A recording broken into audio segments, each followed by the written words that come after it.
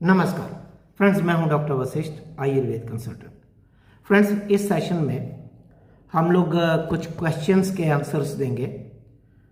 Questions जो आप लोगों ने डॉक्टर्स ने भेजे हैं, और प्रयास करेंगे कि ये जो आंसर्स आपको मिले इनसे आपको कुछ बेनिफिट हो। तो सबसे पहला प्रश्न जो है वो डॉक्टर शालू जी हैं, ये हरियाणा से। तो इन्होंने पूछा है कि सर मेरे पास पिंपल्स यानी एक्ने या कील मुहासे, इसके काफ़ी पेशेंट्स आते हैं, लड़के लड़कियां, यंग पीपल। उनके चेहरे भी काफ़ी ख़राब हो गए होते हैं कुछ के। तो कोई ट्रीटमेंट ऐसा बता दीजिए जो इफ़ेक्टिव हो और उनके चेहरे साफ़ हो जाएं, आगे कील मुहासे पैदा भी नहीं हो। तो डॉक्टर शालू जी, हम आपको बताने जा रहे हैं, एक बहुत अच्छे ढंग से ट्रीटमेंट बताते हैं, बहुत अच्छे ढंग से। आप ऐसा करिए, खाने के लिए 1 महीना आप 2 दवाइयाँ दीजिए और अगले महीने 2 दूसरी दवाइयाँ दीजिए, ठीक है। और कुछ दवाइयाँ लगाने के लिए तो कैसे करेंगे, आप ऐसा कर सकते हैं कि पहले महीने में आप मंजिष्ठा और सारिवा दीजिए। कैसे देनी है मैं बताता हूँ आपको। मंजिष्ठा और सारिवा दीजिए, और दूसरे महीने में आप दीजिए निम्ब और गंधक, ठीक है। तो क्योंकि ये यंग लोगों को प्रॉब्लम आती है कील मुहासे की, तो इनको अगर आप चूर्ण देंगे, क्वाथ बना के पिलाएंगे, तो ये शायद ज़्यादा नहीं यूज़ कर पाएंगे। इसलिए कोशिश करिए कि आप इनको एक्सट्रैक्ट से बनी हुई टैबलेट्स से दें, यानी घन टैबलेट्स दें। तो आपने करना क्या है कि पहले महीने जब ट्रीटमेंट स्टार्ट करना है, किसी भी लड़के लड़की को अगर पिंपल्स की प्रॉब्लम है, कील मुहासे की है, तो आप क्या करेंगे कि मंजिष्ठा घन टैबलेट देंगे 2-2 टैबलेट 3 बार, और सारिवा घन टैबलेट 2-2 घन टैबलेट 3 बार। तो 1 महीना आप ये दोनों दवाइयाँ दीजिए। और इस दौरान थोड़ा सा पथ्य बता दीजिए कि भाई फैट्स ज़रा कम खाएँ, मीठी चीज़ें कम खाएँ, पानी ज़्यादा पिए, चेहरा बार बार धोएँ, वगैरह वगैरह। और लोकल लगाने के लिए क्या करेंगे, 2 चीज़ें बताता हूँ। या तो आप ऐसा करें कि नीम का तेल होता है ना, नींब तेल, तो ऐसा बोल लें कि एक कॉटन बॉल यानी रुई का एक छोटा सा बॉल गोली बना लें और नींब तेल में भिगो दें, और जहाँ जहाँ कील मुहासे हैं, पिंपल्स हैं, वहाँ पे वो लगाएं और दबाएं। डैबिंग बोलते हैं इसको, डैबिंग करना। तो ये करें, चेहरा अच्छी तरह पहले धो डालिए, फिर ये करिए 20 मिनट, उसके बाद फिर से चेहरा धो डालें। या फिर आप नींब के तेल की जगह ना लवंग तेल यूज़ कर सकते हैं, लौंग का तेल, क्लोव ऑयल। तो ये दोनों चीज़ें हो गई। खाने के लिए मैंने क्या बताया, फर्स्ट मंथ में मंजिष्ठा घन टैबलेट और साथ में सारिवा घन टैबलेट, वो दोनों को 2-2 टैबलेट 3 बार। और लगाने के लिए नीम का तेल या फिर लौंग का तेल। ये हो गया। जब 1 महीना हो जाए तो फिर आप क्या करेंगे कि मंजिष्ठा और सारिवा को बंद कर दीजिए, उसकी जगह आप दीजिए निम्ब घन टैबलेट। तो निम्ब घन टैबलेट कैसे बनती है, पत्तों से बनती है, पत्तों का एक्सट्रैक्ट निकालते हैं, उससे टैबलेट बनती है। तो 2-2 टैबलेट 3 बार निम्ब घन टैबलेट, और 2-2 टैबलेट 3 बार आपको देनी है गंधक शुद्ध टैबलेट। गंधक रसायन की बात नहीं कर रहा हूँ, गंधक शुद्ध 2-2 टैबलेट 3 बार। और 1 महीना ये खिलाइए, यानी रोज़ की 6 टैबलेट आपने दी नींब घन टैबलेट, और 6 दे दी आपने गंधक घन टैबलेट। और लगाने के लिए वही जो मैंने आपको पहले बताया, नींब तेल या फिर लौंग तेल, उसमें कॉटन थोड़े भिगो के गोली बना के दबाना है, डैबिंग करनी है। तो ये दूसरे महीने हो गया। तीसरे महीने फिर से पहली वाली दवाई यानी मंजिष्ठा सारिवा, और चौथे महीने फिर से नींब और गंधक। ऐसे अल्टरनेट मंथ्स 6 महीने तक करिए, तो आपको अच्छा लगेगा। डॉक्टर शालू जी खास करके आपको बता रहा हूँ, आपको अच्छा लगेगा कि काफ़ी सारे पेशेंट्स, यानी अगर ज़्यादा नहीं तो 70-80% पेशेंट्स के फेस जो है ना साफ हो जाएंगे। अच्छा लगेगा पेशेंट को भी, उसके घर के लोगों को, आपको भी अच्छा लगेगा। तो एक तो बता दिया आपको हमने पिंपल्स की ये जो प्रॉब्लम है, इसका एक बहुत अच्छे ढंग से इलाज बता दिया। इसको करिए, और फिर अपने पेशेंट्स में जब आप करेंगे तो आपको क्या रिस्पांस मिलता है फिर बताइएगा। अच्छा, एक डॉक्टर सुधीर कुमार जी हैं, मेरठ यूपी में। इन्होंने अपनी एक फाइंडिंग बताई है। इनका क्लिनिकल एक्सपीरियंस इन्होंने बताया है। इनका कहना है कि मेरे एरिया में दारू काफ़ी लोग पीते हैं और बहुत सारे लोगों को सिरोसिस भी हो जाता है। और इनका कहना है कि एक अच्छी बात है कि मेरे एरिया में भृंगराज जो होता है ना, भृंगराज एक्लिप्टार्बा काफ़ी पैदा होता है, खास करके बरसात में पानी के किनारे होता है, खेतों में होता है। तो इनका कहना है कि मैंने काफ़ी पहले से, कई साल हो गए, तो काफ़ी पहले से मैं क्या करता हूँ कि सिरोसिस ऑफ लीवर में मैं भृंगराज इस्तेमाल करता हूँ। क्योंकि भृंगराज तो आपको पता ही होगा, इन्होंने कहा है कि भृंगराज शुरू में तो मैं समझता था कि बालों की दवाई है, लेकिन बाद में मैंने एक बार पढ़ा कहीं कि ये लिवर की बहुत अच्छी दवाई है, तो फिर मैंने इसे शुरू कर दिया सिरोसिस ऑफ लिवर में। तो ऐसा नहीं है कि सिर्फ सिरोसिस में यूज़ करता हूँ, वैसे तो फैटी लिवर में भी यूज़ करता हूँ, या किसी भी कारण से हेपेटाइटिस हो जाए, खास करके वायरल हेपेटाइटिस या ड्रग हेपेटाइटिस, उसमें देते हूँ। तो इनका कहना है कि मैं सिरोसिस में क्या करता हूँ, कोई भी पेशेंट मेरे पास सिरोसिस ऑफ लिवर का आएगा ना, तो पहली दवाई जो मैं देता हूँ वो है भृंगराज, और भृंगराज मैं देता ही हूँ। और इनका कहना है कि मैंने देखा है कि अगर सिरोसिस ऑफ लिवर के शुरुआती स्टेज में ही, अर्ली स्टेज में ही अगर भृंगराज शुरू कर दिया जाए तो ऐसा लगता है कि सिरोसिस ऑफ लिवर की जो प्रोग्रेशन है, जो आगे बढ़ती है बीमारी, वो थोड़ी स्लो डाउन हो जाती है या प्रोग्रेशन कम होती है। यहाँ तक कि इनका कहना है कि अगर किसी को सिरोसिस हो भी गया है तो भी अगर हम उसको भृंगराज देते हैं तो देखा जाता है कि पेशेंट को कुछ ना कुछ सुधार तो होता ही है। और इनका कहना है कि मैं भृंगराज को देता हूँ 2-3 प्रकार से। अगर फ्रेश मिल जाए तो इसका जो सोरस होता है ना, कूट के जो रस निकलता है, 1 से 2 बड़े चम्मच दिन में 3 बार पिलाता हूँ।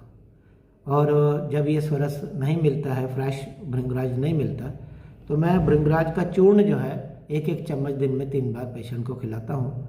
वो 4-5 ग्राम तक हो जाता है। ऐसे पेशेंट कुछ खा लेते हैं और कुछ फाँट बना के, चाय बना के उनको पिलाता हूँ। लेकिन इनका कहना है कि एक अच्छी बात ये हुई है कि पिछले कुछ समय से हम लोग जो भृंगराज घन टैबलेट बना रहे हैं, ये उसकी बात कर रहे हैं कि आपकी भृंगराज घन टैबलेट मैं यूज़ कर रहा हूँ और डोज में हैवी रखता हूँ। शुरुआत करता हूँ 4-4 टैबलेट दिन में 3 बार से, और आगे जाके धीरे धीरे डोज कम करते जाता हूँ। और मैंने देखा है कि रिजल्ट्स तो आते हैं और पेशेंट को कन्वीनियंट भी हो जाता है टैबलेट फॉर्म में लेना, क्योंकि वो एक्सट्रैक्ट से बनती है तो इफेक्टिव भी होती है। तो ये डॉक्टर सुधीर कुमार जी ने जो अपनी ऑब्जर्वेशन भेजी थी, ये भी आपके साथ शेयर कर दी। हाँ, अब डॉक्टर प्रतिमा उपाध्याय जी हैं लखनऊ में। इनका कहना है कि मैं पिछले 7 साल से अपने क्लिनिकल प्रैक्टिस में इनके पास जो प्रेग्नेंट लेडीज़ आती हैं एंटीनेटल केयर के लिए, इनका कहना है कि उनको मैं देती हूँ हमारी कंपनी की, यानी डॉक्टर वशिष्ठ के मासानुमास टैबलेट्स। और वो आपको पता ही होगा कि मासानुमास टैबलेट्स जो होती हैं वो वैसे तो आचार्य वाग्भट ने ही बताई थी, तो हम तो उसी के आधार पे बनाते हैं। तो वो 10 महीने के लिए बनाए हैं 10 फार्मूले, तो एक एक फार्मूले की एक एक टैबलेट हमने बनाई है, तो 10 प्रकार की टैबलेट होती है। तो फर्स्ट मंथ में देते हैं, फिर सेकंड मंथ में देते हैं, इस तरह। और डोज भी बड़ी कम होती है, एक एक टैबलेट सुबह शाम। तो उनका कहना है कि जब से मैं डॉक्टर वशिष्ठ की मासानुमास घन टैबलेट्स यूज़ कर रही हूँ एंटीनेटल केयर में प्रेग्नेंट लेडीज़ के लिए, तो मैंने नोट किया है कि ज़्यादातर महिलाओं की जो हेल्थ है ना ओवरऑल ड्यूरिंग प्रेगनेंसी, वो काफ़ी अच्छी रहती है।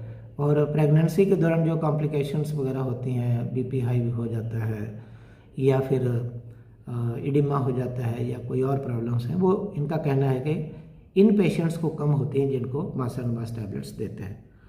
और यहाँ तक इनका कहना है कि जिन महिलाओं को ड्यूरिंग प्रेगनेंसी मासानुमास टैबलेट्स दी जाती हैं, उनके बच्चे दूसरे बच्चों के मुकाबले में काफ़ी अच्छे स्वस्थ होते हैं और सिजेरियन की ज़रूरत नहीं पड़ती है। ये भी बात इन्होंने कही। इन्होंने कहा कि इन महिलाओं को सिजेरियन की ज़रूरत कम पड़ती है और बच्चे पैदा होने पर स्वस्थ होते हैं।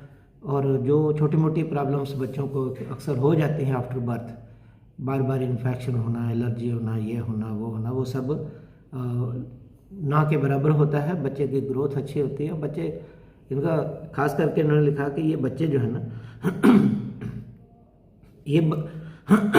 ये बच्चे हृष्ट पुष्ट होते हैं, इनका ये कहना है। तो अच्छी बात है ना। कहना है कि गोल मटोलू बच्चे होते हैं, अच्छे लगते हैं, सुंदर होते हैं, देखने में स्वस्थ रहते हैं। फिर ये राजस्थान से डॉक्टर प्रमोद कुमार जी ने एक अपनी ऑब्जर्वेशन भेजी है।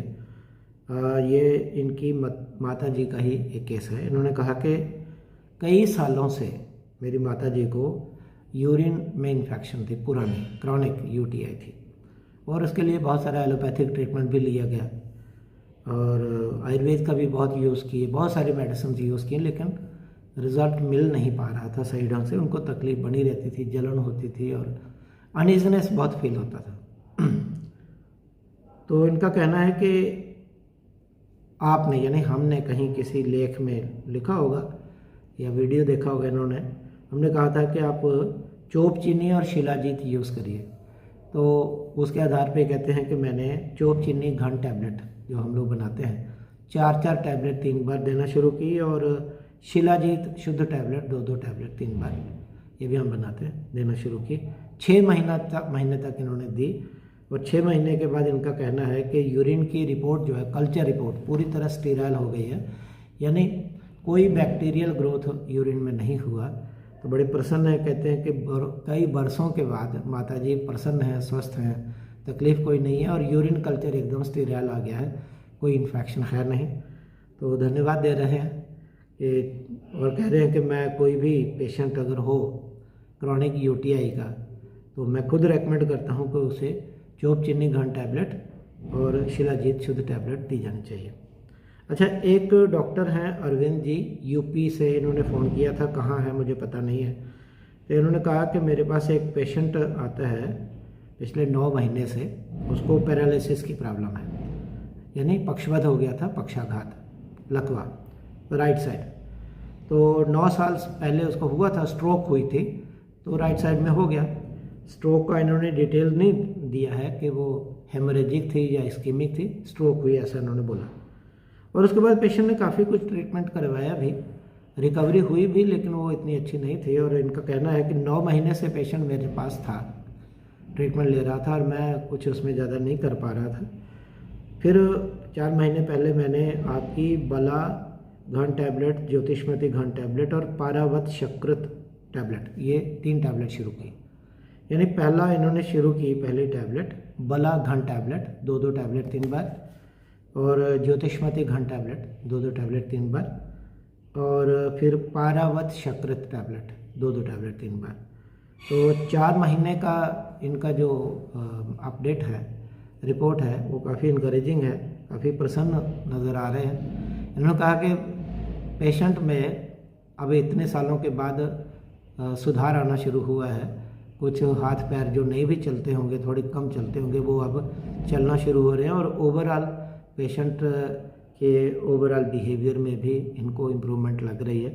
तो बड़े खुश हो रहे हैं कि बला घन टैबलेट, ज्योतिष्मती घन टैबलेट और पारावत शकृत टैबलेट ये पैरालिसिस में काफ़ी इफ़ेक्टिव है, तो ये इनका कहना है।